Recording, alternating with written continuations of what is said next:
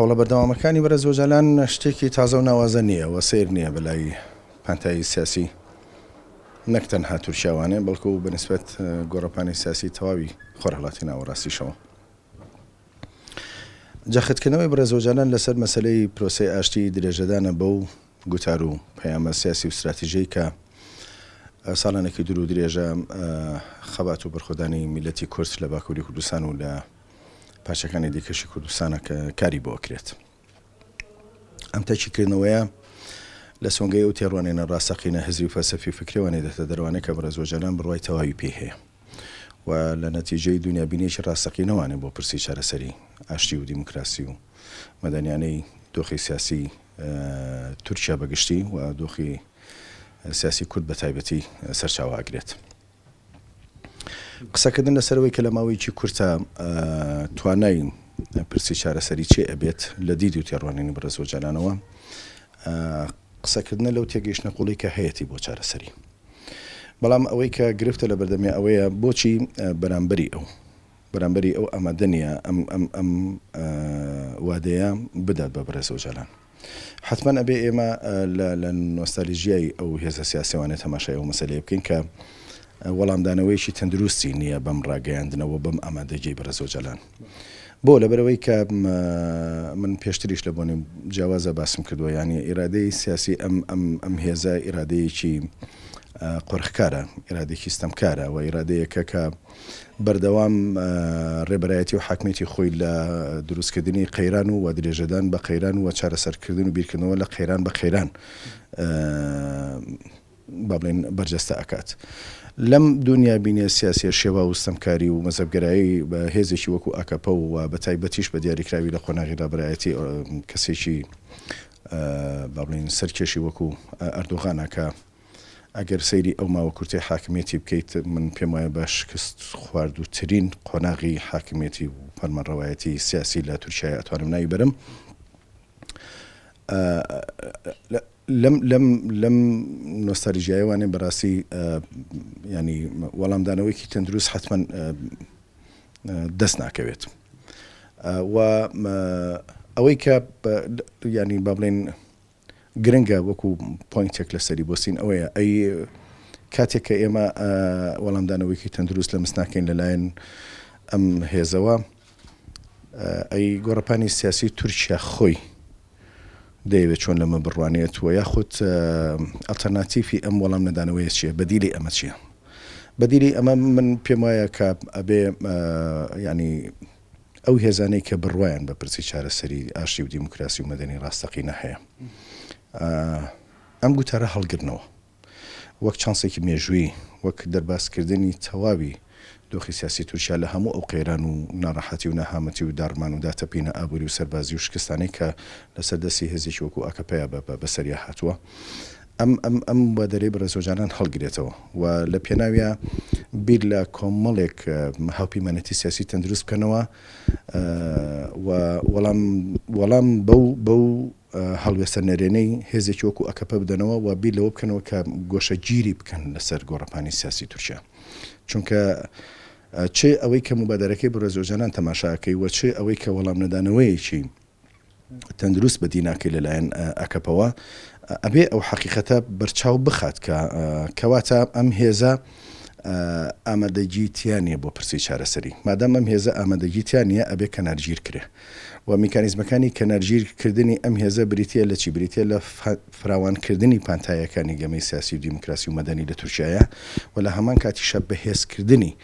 ئەو هاوپەیمانەتی سیاسەیە کە لەلایەن دەسە و تاقم و گروپ و ڕێکخراوەکانی ترەوانەیە ئەتوانن ینی با بڵێن دیڤاکتۆیەکی وا دروست بکەن یا ئەوە تا ئەبێ بە ناچاری ئەم هێزە بێتە پای ئەوەی کە وەڵامدانەوەیکی تەندروست بم دەست پێشخەری بەرەزۆجالان بدا بەدەستەوە یاخود ئەوە تا ئەبێ ئیرادەی سیاسی تورکیا بە تەواوی پێکاتی گەلانی تورکیاوانەیە حتمێتێک لەسەر ئەم هێزە فەرز بکات بۆ ئەوەی کە ئیتر تەسلیم ببێ بەوەی کە وەڵامدانەوەیکی تەندروستی هەبێ بۆ ئەم دەست پێشخەری بەرەزۆجالان. ئێمە با بڵێن قسەکردنی پرۆسەی سیاسی و پرسی چارەسەری با بڵێن زەحمەت بێ ڕاستەوخۆ بە دیاریکراوی بیبەستی بە زەمانێکی دیاریکراوانێ. بەڵام من پێم وایە لە جەوهەرە خودی دەست پێشکەرێکی بەرەزۆجالان ئەوەیە کە ئەوێ بڵێت ئەمە شتێکی مەحاڵ نییە. ئەمە شتێکە زۆر لەوە ئاسانترە کە با بڵێن گۆڕەپانی سیاسی تورکیای تێگەیشتووە. نەخێر ئەو ئەوێ پێمان بڵێت ئەگەر ئیرادەیەکی سیاسی ڕاستەقینە لە تورکیای بوونی هەبێت بۆ ئەوەی کە وەڵامدانەوەیکی تەندروست بە پرسی چارەسەری ئاشتی و دیموکراسی و مەدەنیانە بە دۆزی کورد بداتەوە، حتمەن لە تەواوی ئەو ڕەهەندە مێژووی خۆیان کە تەماشای ئەکەیتووە دەیان ساڵی خایاندووە، تەنها لەوێوەیە کە وەڵامدانەوەیکی ڕاستەقینە لەمس نەکراوە لەلایەن فەرمانڕەوایەتی و حاکمیەتی ئەم دەوڵەتە داگیری کار و ستەمکارانەوانی ئەجینا ئەگەر وەڵامدانەوەیکی ڕاستەقینە هەبێ بە پرسی چارەسەری حتمەن شتێکی زۆر ئاسانە و هەر لێرەشەوەی من پێم وایە کە ئەڵێ بە هەفتەیەک ئەتوانم ئەم پرسە چارەسەر بکەم، مەبەستی لەوەیە کە ئەبێ ئیرادەیەکی ڕاستەقینە هەبێ بۆ چارەسەری لەلایەن هەموو لایەنەکانی کە پەیوەنددارن بە چارەسەریەوە، چونکە پرسی ئاشتی، پرسی دیموکراسی، پرسی فەرمانڕەوایەتی سیاسی تەندروست، پرسی هاوبەشی گەلان لە حاکمیەتی ئەو وڵاتانەی کە کوردیان بەسەرادا بەش بووە پێویستی بە قبولکردن هەیە. ئەو ڕەفتارەی کە لەسەر دەستی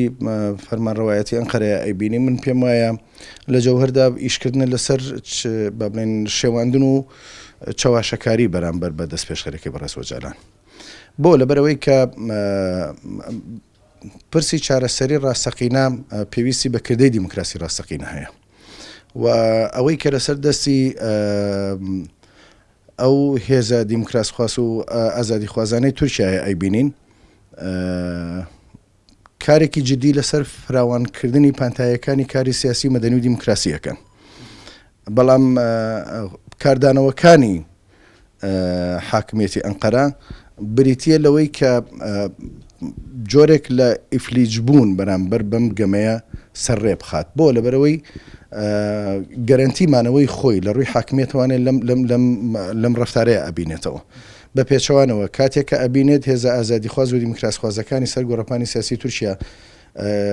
کار لەسەر فراوانکردنی پانتایەکانی کاری سیاسی و دیموکراسی و مەدەنی ئەەکەن ئەو بە پێچەوانەوانێ ئێستا هەڵوێستی ئەو هەڵوێستێکی کردەکی نییە بەڵکو هەڵوێستێکی کاردانەوەیە، یعنی حکوومەتی ئەنقەرە لە دۆخی کاردانەوەیە بەرامبەر بە پرسەکان نەک لە دۆخی ڕابەرایەتی چارەسەریا بێت. بەعکسەوانێ ئەوە هێزە سیاسیە دیموکراسخواز و ئازادی خوازەکانی ناو تورکیایە کە ئێستا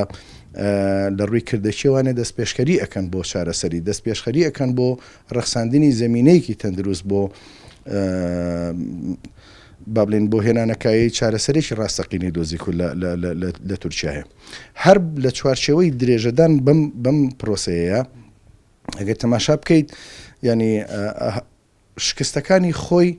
دەیەوێت بەوە بشارێتەوانێت کە فڕێداتە دەرەوەی تورکیا، ینی لە لۆژیکی بە هەرێمایەتیکردنی کێشەناوخۆیەکانی تورکیاوە ئیش ئەکات،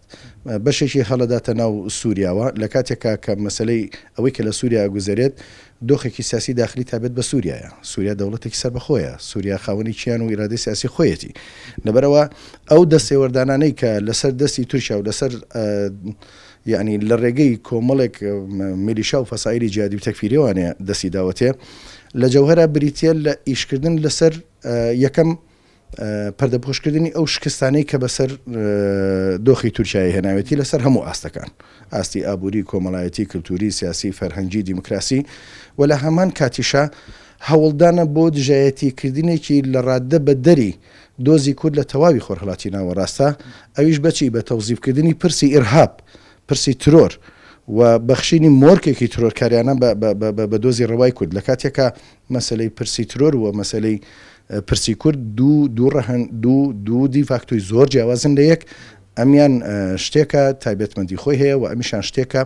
تایبەتمەندی و تاریخ و ماف و شایستەی خۆی هەیە.